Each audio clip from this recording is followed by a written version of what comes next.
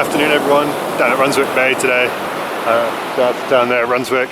I'm going to head over fossil hunting in that direction towards the fall that's there, and then around that bay and towards the headland, which is towards Kettleness. We'll see what we can find, and I hope any of this is coming through because it's still fairly windy and, as you can see, still fairly choppy, but normally good for fossil hunting, so we'll make the most of it.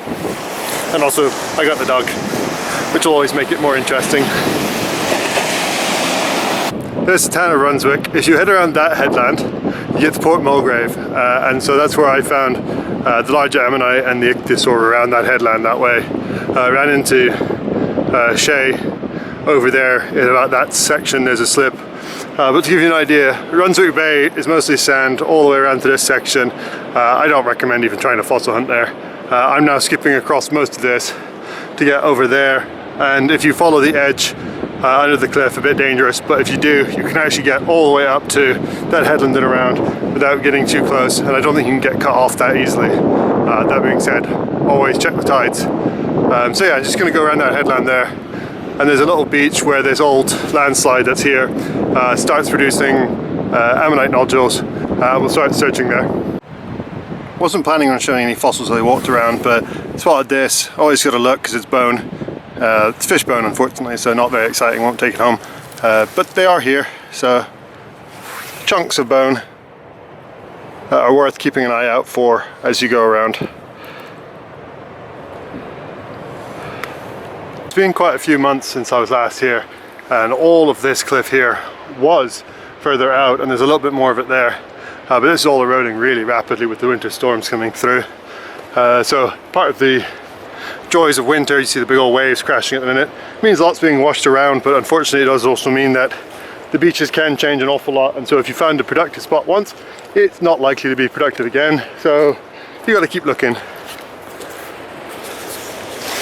So at Runswick Bay, the ammonite nodules I found are always a little different. So this is what I have found a lot of success in, as the dog helps. It's hitting these sort of coloured nodules. Whereas in a lot of places like Whitby, you tend to be looking for green or greeny grey ones, kind of more this colour, which has some fish bone in it up there, and I'll talk about that later. But at Runswick they seem to be this lighter colour, at least the ones near this landslip here. Have a game of Spot the Fossil.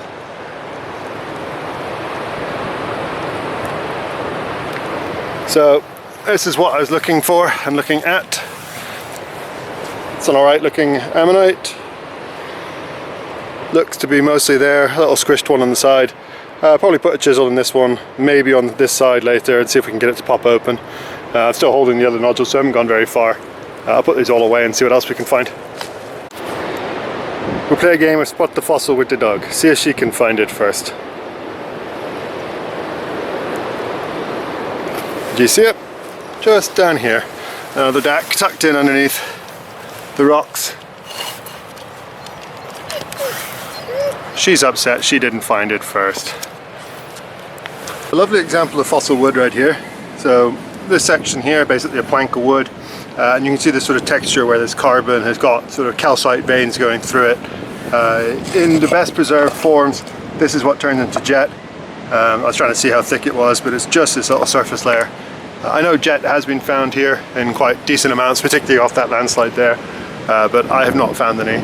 But I'll keep looking and trying to show you what we're looking for at the same time. So something like this, but ideally much better preserved and few calcite veins.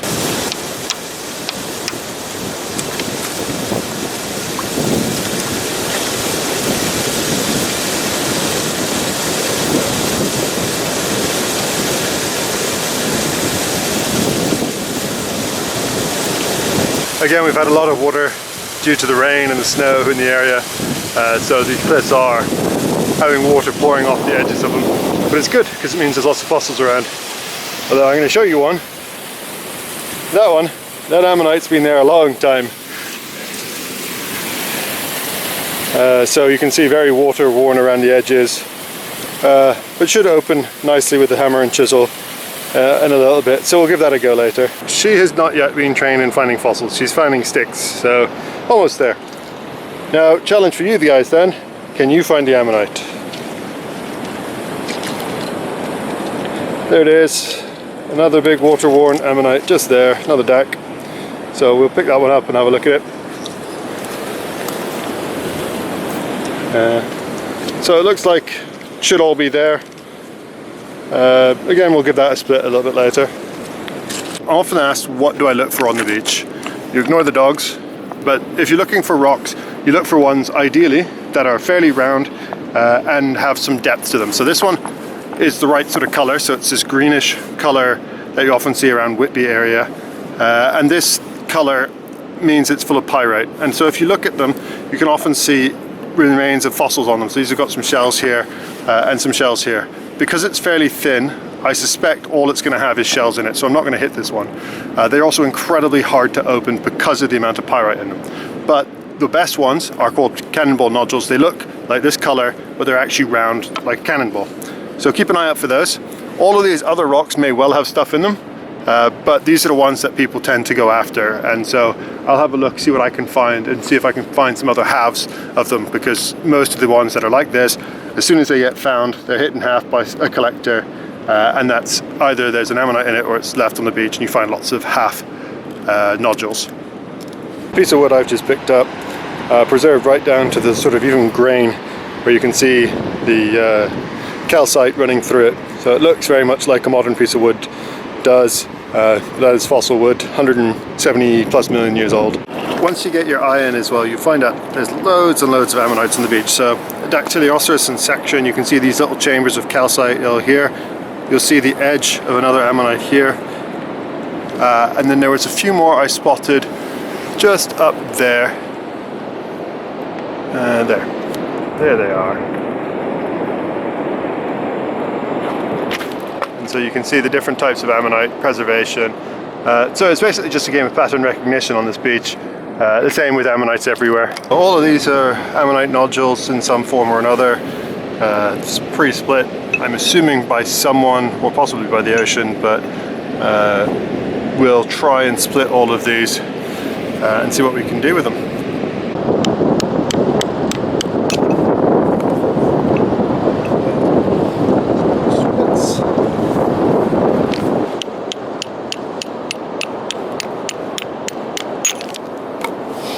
And that is the beauty.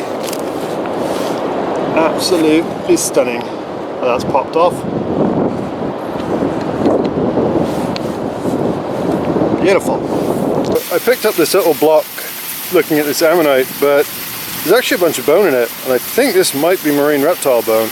Doesn't look fishy in the same way that the stuff I picked up earlier did.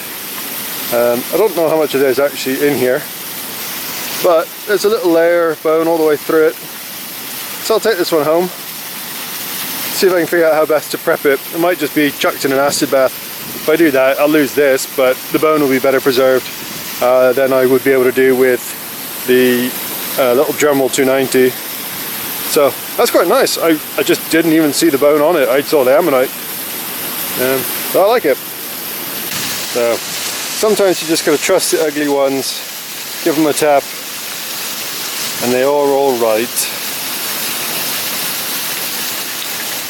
I just picked up this nodule because it's that lovely green pyrite colour that I was talking about earlier. But what I've just noticed in it is this texture here looks a lot like bone. And if it is, there'll be a little vertebrate in there. And opening it will not happen easily with this because that'll just shatter. So I'll have to take this one back and have a look.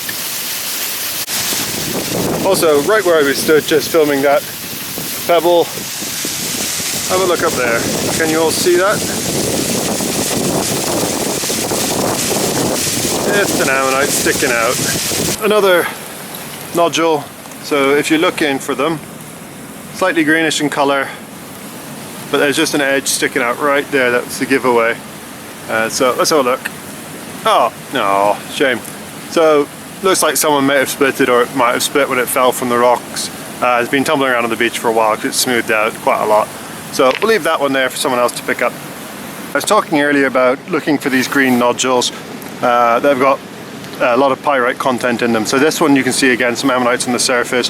Someone's hit it, split it, you can see the ammonites just right on the top, nothing in the middle. The thin ones tend to not have anything preserved. But I've just happened to come across this thing, which is green, chunky, And if we look there, it has a layer of shells and I think ammonites in it. So what we're going to do is try and split this along this edge and see what we can find inside it. And typically split it open and there's one tiny poorly preserved ammonite in it, and that is it. Those shells, or the appearance of shells, don't actually go anywhere into it. So that is the way it goes, but it's worth hitting them all the same. On the way back now to Runswick, just over there, a couple of gents we ran into on the beach suggested to come have a look for this ammonite, and very much worth it. This is not just any little ammonite, this is a massive one. So there's my hand for scale. Preserved in the shale, so it would come apart really quickly if you tried to take it off, and I suspect someone will have a go at this not too far from now. It's already got cracks running through it, so best to just leave it and enjoy it as it is. Not an enormous amount from Runswick Bay, but a good little section. Bone blocks there and there from the video, and one that I'm busy just chasing up actually. It's fish bone, but it's got some unusual little sections here where there's stacked bits of the sort of same bony material, which makes me think they might actually be scales.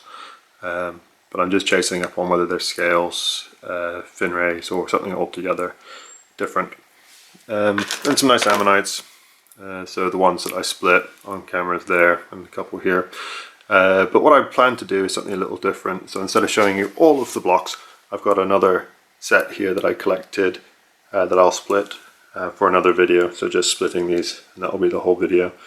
But I'd like to just say congrats to the gentleman from Sunderland who I didn't catch the name, who I ran into, finding your first bone block. I was glad to be able to help you identify that. And good luck with the rest of your finds. Thanks everyone for watching.